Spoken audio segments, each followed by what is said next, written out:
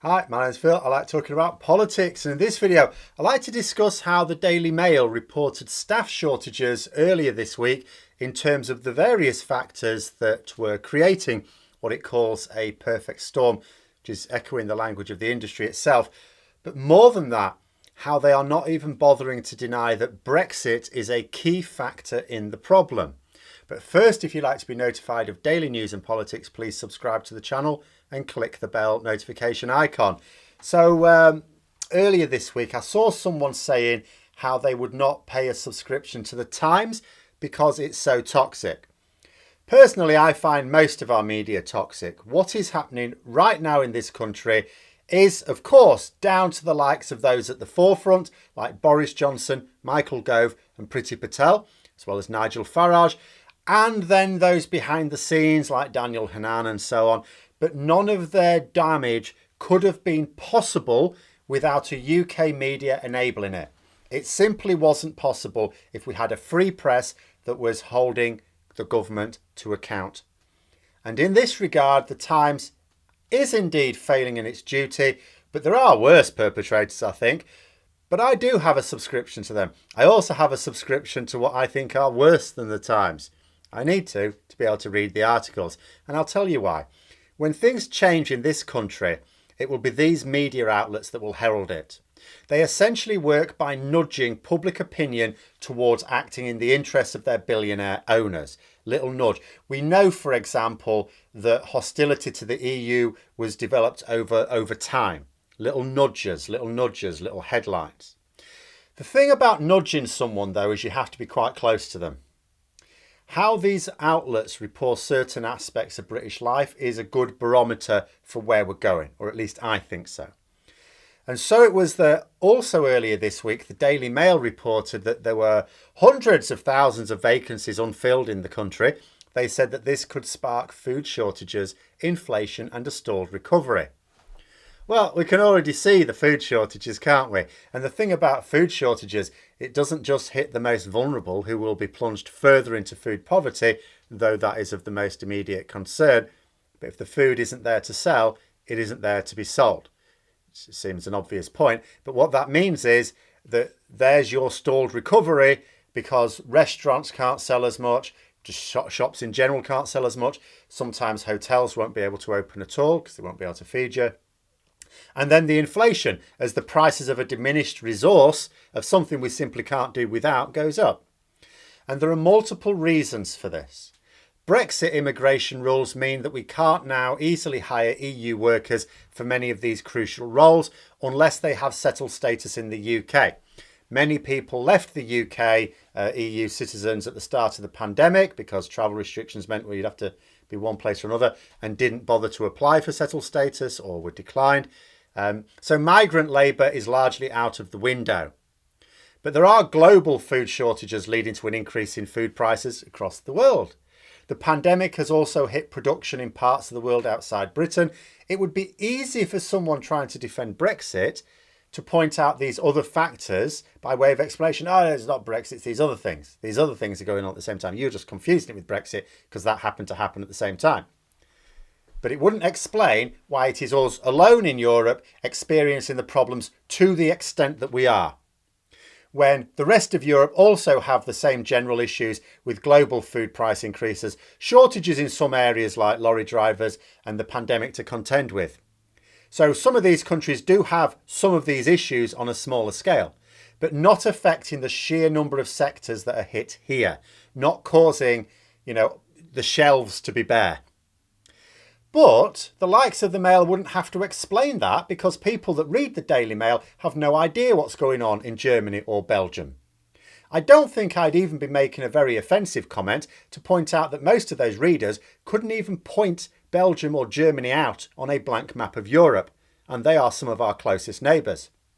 But the Mail header says, perfect storm of the pandemic, furlough and Brexit has left hundreds of thousands of vacancies unfilled. They are clear that it is the post-Brexit visa rules that are the major contributor to this problem. They start off by giving the example of the famous restaurant Le Gavroche, struggling to find workers, the LaRue restaurant. And I'm not entirely sure that that would chime with most of their readers, who would be unlikely to ever visit the place, but quite expensive, I would imagine. But then it brings in the hospitality sector in general. That it is ironic that the pandemic first caused them to have to stop trading effectively, but now that they're allowed to be open, well, they still can't return to normal because they can't get the staff. It also explains that this is merely one sector of our economy to be hit. And sure enough, the Mail, it really wanted to use the article to bash the government's furlough scheme, not attacking the scheme itself as such, though I imagine they'd like to, but the fact that it is keeping workers attached to jobs, at home, attached to jobs that will evaporate the second furlough ends, but the rules prevent these people getting jobs elsewhere in the meantime. On that note, I have to say, in theory, for a different reason, I might even be on the same page here. Yes, you could argue it would be a piss take to let people stay at home in a job they're not doing and still effectively moonlight elsewhere. But when we have severe shortages, I think the government should be more flexible here. They were, after all, last year when it came to crop pickers. You were allowed to do certain jobs and still be on furlough. Why not just extend that to where we have major shortages? Perhaps the government worry that by allowing workers to do a job, like say in hospitality or wherever, while still being on furlough for a different job, would actually present strong evidence for how universal basic income could work in practice. Once you've got that, very difficult to argue against it. Because in essence, that's what would be happening here, isn't it? But although the very long and wide-ranging article from the Mail was absolutely not making Brexit bashing its focus, the simple fact that it found space to include some details and make clear that it is our immigration policy that's stuffing things up was interesting. This was a very long article. By anyone's standards, this was a long article. If they wanted to leave Brexit out of it completely, they could have done, and it would still have been a long article. We're not talking something like you might read in the Daily Express, where you start reading it and then you finished it because they say nothing. And they say nothing mercifully in quite a short space. I suppose their readers don't have such an attention span. I mean to say, this isn't an issue where you'd essentially have nothing to write if you didn't include the impact of leaving the EU single market. They chose to include it. They didn't try and cover for it. Yes, they said it's not just Brexit, which is fine, because there are other issues as well. But that being said, if the other issues went away, we would still have severe problems. But that's by the by.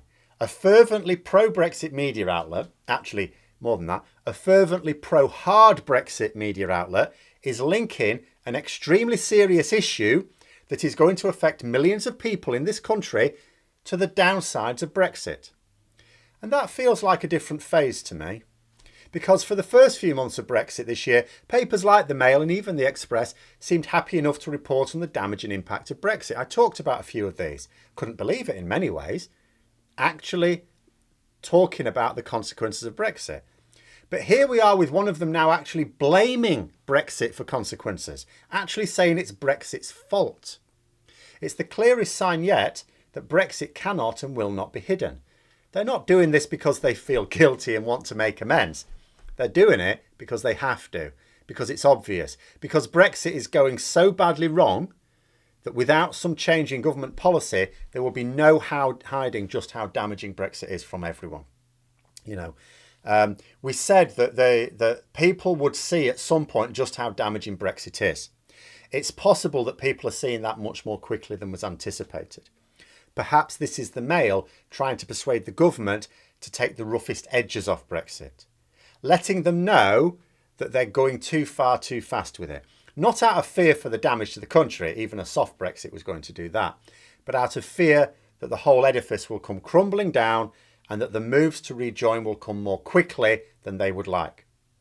It will be interesting to keep an eye on how the consequences of Brexit are reported in the future. Because if we see more like this, then the next step may be articles calling for a better working relationship with our neighbours, less hostility. Labour are already calling for a better deal with the EU. That is going to be their main Brexit policy for the duration of this Parliament. I'd like to see the details before really commenting, but I did say that once we left the EU, the route to rejoining wouldn't be one step. It would have to involve going essentially through the EEA first, we could say. Right now, Labour are just calling for a better deal. They haven't said what their preferred better deal is, unless I've missed it. But they will have to. One criticism of Labour has been not being clear about exactly what they would do. Exactly. It's all right saying we wouldn't do what the Conservatives are doing. It's like, okay, so what will you do? That will presumably have to be presented this year at the party conference at the latest, but preferably this summer. If it does mean being clear that we need to join the EEA, it's game on. Because that means following the Norwegian model that Brexiteers lauded during the campaign. People will remember that. They talked about the Norway model. It would allow Labour to push a realignment without risking alienating those Leave voters that they care so much about, who thought we were going to do that anyway. They can just say to these people, well, when you were voting for Brexit, don't you remember Nigel Farage and Boris Johnson talking about Norway and how we should just do what Norway do? That's all we're proposing. Let's do what Norway do. It would represent a real alternative to what we have now, whilst not being an outright call to rejoin. And as that's a necessary step in rejoining, that is fine by me, and I think should be fine by most rejoiners as well. We can go for that because, do you know what? That is in the right direction. That as a manifesto promise for 2024. And if it is in line with what the public start demanding, then the Conservatives could soon find themselves having to withdraw from their current position. But like I said at the start, any signs that things are changing will not come from public polling. The government don't care about the general public, only certain demographics. So just because the majority of the public believe in a particular thing doesn't mean the government have to worry about that. It also won't come from government statements because they can announce a policy one day and then retract it the next. It'll come from the way certain media outlets report on things. As an extremely astute political commentator noted, watch out for the cartoons in these papers. Once it shows Boris Johnson with thinning hair, it means his time is drawing to an end. Doesn't he look tired? That's finished off more than one Prime Minister, hasn't it?